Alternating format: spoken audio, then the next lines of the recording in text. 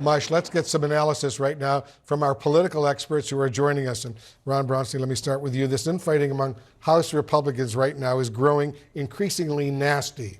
What's your thought? It's nasty. Not to mention a bill that has little, if any, chance of passing the Senate. Yeah, they're fighting hammer and tong over a bill that would be instantly dead as soon as it passed the House. I'm just thinking that Kevin McCarthy may have kind of new empathy for John Boehner and Paul Ryan, each of whom were ultimately consumed by these same dynamics. Their speakership. There is a portion of the Republican conference in the House that simply has to be seen as saying no to whatever the option is. And I have felt from the moment that McCarthy was able to, in fact, cobble together a deal on avoiding default on the debt, which was the more consequential moment, that it was almost inevitable that he would have to shut down the government later in order to satisfy those voices in the caucus, in the conference, who feel they have to be seen as using any tool available to fight the left. You know, Alice, we're just getting this statement in, and I want to get your thoughts. The Florida Governor, Ron DeSantis, who's running for the Republican presidential nomination, he reacted to Trump's latest statements on abortion, saying this telling a radio station in Iowa. I think all pro-lifers should know he, referring to Trump, he's preparing to sell you out. The governor issued this blistering reaction to Trump's statements. He's changing in a way that is not consistent with the values of the people in Iowa. What's your reaction to that? Bravo for Governor DeSantis, because that is what many pro-life Republicans feel. That's what those that really supported Donald Trump in 2016, that's the way they feel. To refresh everyone's memory, over the weekend, the president said that we really need to tweak the message on abortion.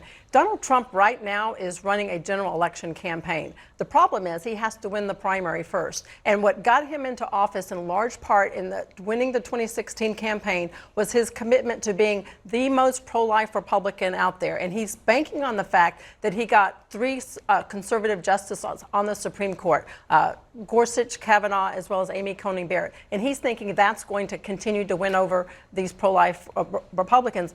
I've spoken with the pro-life community in Iowa, Bob Vanderplatz, the family leader. They're saying you can't play let's make a deal on the pro-life issue. And there's a national group, the National Association of Christian Lawmakers. They are fed up. They want Donald Trump to retract his statement and want him to get out of the way of states that are making pro-life legislation. Let them do that, because that was the whole sole focus of I want to get your Wade. thoughts, but let me play the clip. Sure. Here's Trump, what he had to say on NBC News on Meet the Press yesterday. DeSantis is willing to sign a 5-week and 6-week ban. Would you support that? You think that I goes think what too he far? did is a terrible thing and a terrible mistake. Other than certain parts of the country, you're not going to win on this issue. But you will win on this issue when you come up with the right number of weeks. You know, ironically, DeSantis' statement is actually helping Trump, because it is not acknowledging that Trump was lying through his teeth right there. Just remember, just weeks ago, he was out there touting the fact that he put on the court the 3 justices who took out Roe v. Wade, that he was responsible for killing Roe v. Wade, and that he's the reason that you're getting these 6-week bans.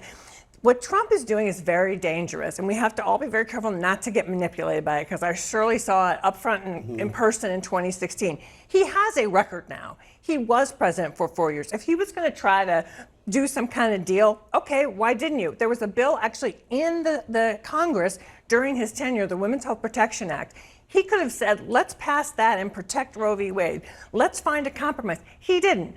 He's now trying to have it both ways. This is how he manipulates the media, the social media as well, to try to get people to hear what they want to hear, so that nobody's really quite sure where he is, but we do know where he is. I really feel like a lot of the coverage is mischaracterizing what Trump is saying, because even in that clip, he is saying you are going to come up with a number of weeks. In fact, another quote in that interview, you're going to come up with a number of weeks or months. He will sign a national ban on abortion. It is not whether, it is how many weeks. And so when people say he is waffling on whether there should be a national ban on abortion, both in the Meet the Press interview and in the CNN town hall in New Hampshire, I think he made very clear that he would sign a national ban, and the only issue at what point there would be a cutoff. In fact, in the CNN town hall, he said, it was my ending Roe v. Wade after 50 years that gave the pro-life community the leverage to achieve the best possible deal. So there should be no confusion about this. I mean, certainly he is criticizing a DeSantis in the context of a Republican primary. In a general election,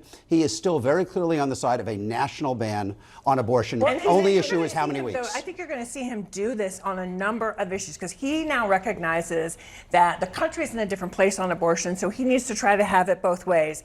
I think we've got to hold his feet to the fire and hold him accountable Yeah. for his actual record. All right, guys, thank you very much.